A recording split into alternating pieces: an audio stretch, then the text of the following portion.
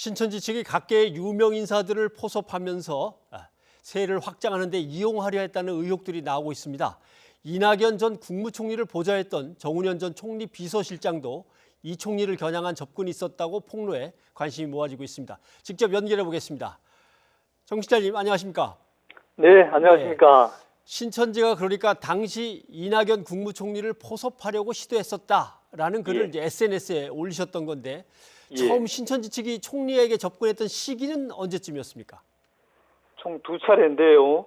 예. 처음에는 작년 6월 말입니다. 그리고 두 번째는 그로부터 3개월 뒤인 11월 말입니다.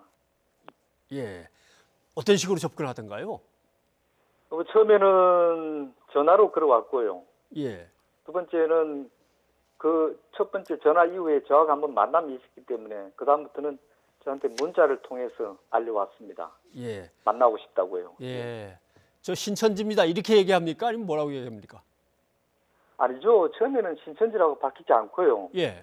그 신천지의 위장단체라고 알려져 있는 그 HWPL 예. 예. 이 소속이라고 와서 얘기하면서 세계 평화, 뭐 남북 통일, 종교 간 화합 이런 얘기들로 얘기를 시작했습니다. 예.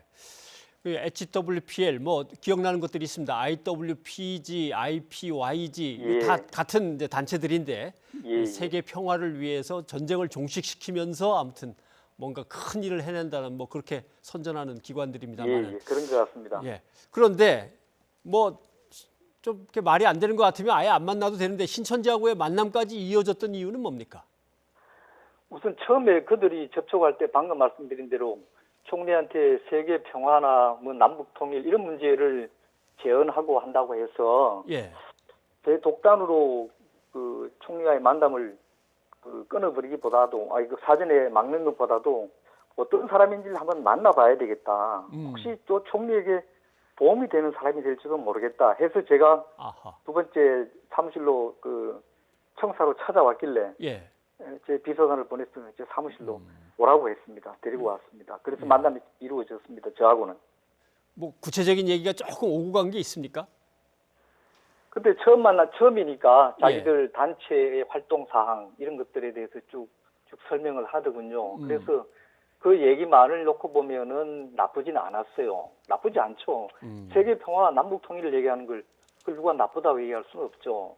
그런데 이제 그들이 갖고 온 자료를 보면서 이게 신천지 소속인 걸 제가 비로소 알게 됐습니다. 그 이후 제가 경계감을 갖게 됐죠. 예. 대개 자료를 가져갔으면 아마도 세계 평화 조약의 초안이라든가 평화 선언문 이런 걸 쭉 가져갔을 텐데 그거 어떻게 신천지인 걸 알아보셨습니까? 그런 자료도 하나 있었던 것 같고요. 예. 단체 홍보물도 있고 그다음에 두꺼운 화보집을 하나 가져와서 보여줬습니다. 화보집. 예, 화보집을 몇 장 열어보니까 모든 페이지마다 이만희 교주의 사진이 쭉 실려 있었어요. 예. 그걸 보고도 비로소 제가 HWPL이라는 단체가 이 신천지 산하단체인 걸 알게 됐고 예. 그들이 신천지에서 온 사람들인 걸 알게 됐습니다. 그때 비로소요. 예. 그 신천지 관계자와 직접 나눴던 메시지를 공개하셨던데 이건 어떤 내용입니까? 좀 설명을 해주시죠. 예, 6월 달에 8월 달에 한번 만났고요. 11월 말경에 저한테 문자가 왔습니다. 예. 총리와 면담 약속이 되어 있으니까 시간을 잡아달라고 저한테 부탁이 왔었습니다. 그래서 제가 가지고 있던 총리 일정표를 보니까 일정표에 안 잡혀 있어요. 예. 그래서 의전팀에 다시 들어봤죠. 혹시 추가된 일정이 있느냐. 의전팀에도 없다고 그래요. 그래서 마지막으로 제가 총리 집무실에 들어가서 혹시 신천지 이런 쪽에서 약속을 잡아놓은 게 있습니까? 라고 물어봤더니만 총리가 약속 잡은 게 없다고 확인해 주었습니다. 예. 그래서 제가 그쪽에 얘기했죠. 약속이 없는데 무슨 얘기냐고. 그래서 그 약속은 성사되지 못했습니다. 네. 그러니까 묘하게 아다르고 어다르게 이제 말을 바꾸기도 하고 뭐 이렇게 넘겨짚기도 하고 하는 것들이 많아서 실제로 뭐 필리핀의 반군들을 모두 설복시켜 가지고 평화를 이루었다. 필리핀의 모든 분리독립 투쟁을 종식시켰다라고 해 보면 뭐 먹을 것 좀 보태주고 돈 좀 보태준 다음에 잠깐 기념사진 찍고 뭐 이렇게 그 정도 수준을 가지고 이제 얘기를 한다거나 뭐 여러 가지 속아본 적이 많기 때문에 취재진들은. 그런데 문제는 뭐 때문에 이렇게 이낙연 총리에게 현직 총리에게 접근하려 했을까요? 이낙연 총리가 가지고 있는 긍정적인 면이 많이 있지 않겠습니까? 예. 일 잘하고 뭐 성실하고 뭐 그런 또 그리고 인기도 있고 아마 그런 또 물론 국무총리란 고위직이기도 하고 예. 그런 점들을 이용해서 자기들 포교 활동이나 교세 확장 같은데 활용하려고 하지 않았던가 그런 추측을 해봅니다. 예. 사실은 뭐 저도 취재하면서 신한국당, 한나라당, 새누리당 쭉 거치면서 계속 예. 정치권에 접근하는 이제 신천지들을 뭐 추적해 왔습니다만은 정치권의 로비를 다른 로비까지 많이 했을 가능성이 있어 보이시나요? 보시기에도?